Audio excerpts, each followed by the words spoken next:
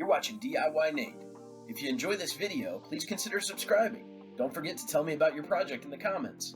Alright friends, on this quick episode of DIYNate, I've got my Echo PAS-225 Weedwacker string trimmer here, and it is due for some line replacement. And this has the speed head that you can use to quickly and easily change the line. I haven't done this in quite a while, so I'm going to show you how I'm going to do it. Today we're going to pull off about 20 feet or so of line here. So I'm going to go ahead and pull the line out. And I'm using a 0.095. You could also use 0.80 based on the manufacturer specs, at least from what I've seen. And so we're going to wrap this and make sure we got about 20 feet, since that seems like the number we're looking for.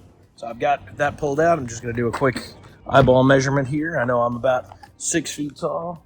Well, 5'10", so 5'9" if I'm being honest. That's 12, and we'll say 18. 18's good. We don't want to go too much. And I'm going to use my little cutter here on the end of this. We should have about 20 feet. This thing comes with a little string cutter. Just going to pop this in here. Go ahead and cut our string off. It's got a nice little handy string cutter. And so now we're ready to go ahead and do this. So with this PAS-225 string trimmer, if you want the model, give you a quick look at it, since a bunch of the Echoes are going to do this. You can see that PAS-225. It's got the speed head. I'll also leave a picture or two of this. But what you're trying to find is there is a spot where you can actually see through the head here. Now, in my case, mine is pretty banged up, and so I might actually have to lift the head off, but generally you shouldn't have to do that. Your goal is basically to run the string all the way through, get it about halfway, 10 feet on each side, and then just turn it clockwise, and it will wind it for you, which is pretty awesome. That's why they call it the speed head. So we're gonna try and just go through. We'll see if I find my my slot, or if I'm gonna have to look a little closer. There we go, found the slot. See, hopefully I can get it through the other side as well. This is where I was a little bit worried. I might have to improvise. You shouldn't have to do what I'm doing here, but if you want to look on the inside what's happening, there we go, we're through. What's happening from the top side of you is we're going right through that middle piece, and we were pulling it. And so you're welcome to use this approach as well if you have trouble lining that up. So I'm going to pull it about the same. Now I'm just going to put this head right back down on top of it. These line up and should snap into place there. And then once you got it, we're going to go ahead and look. I'm going to go ahead and set this up against something so that I can get a good measurement here. So generally, as you can see, you want to make sure both sides are even. So right now I'm not even at all. So I'm going to pull a little bit more through this way. Probably much closer to it. Again, another foot or two off. Not that much more. Once you get it pretty close, pull another foot. Should be pretty doggone close at this point. There we go. And now we're ready to run that speed head. Just catch it a little there a little bit.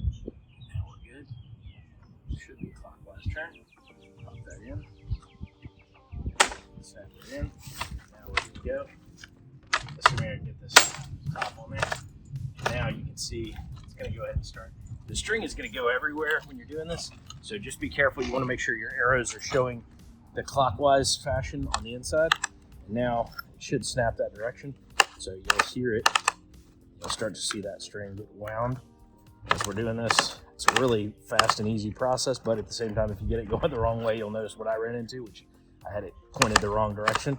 On the inside, you'll start to see that string raveling up here. Man, this is super easy though. Gosh, this is awesome. And I'm doing it even in my Sunday best. I'm getting ready to go to dinner with my kid. Figured I had a few minutes to shoot a quick video, get my weed eater up and running. And just like that, I mean, look how easy that is, guys. That's pretty awesome. Good job to the team at Echo. And right there, I've got it ready to go. We're gonna go ahead and crank it anyway, just to give you a full view of the completed project here. Make sure it's working and doing what we want it to do. Hit our primer bulb a couple times. We're ready to rock.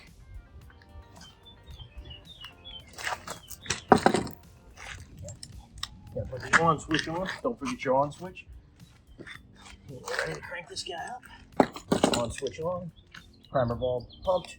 Ready to roll.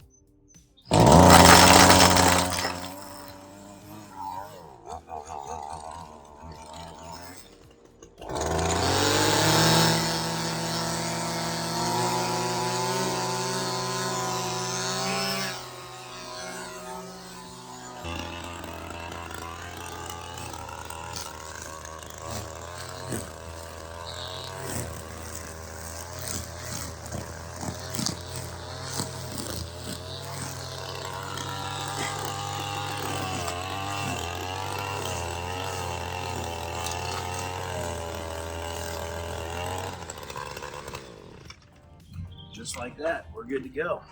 You've been watching DIYNate. Don't forget to like, comment, and subscribe. Have a great day.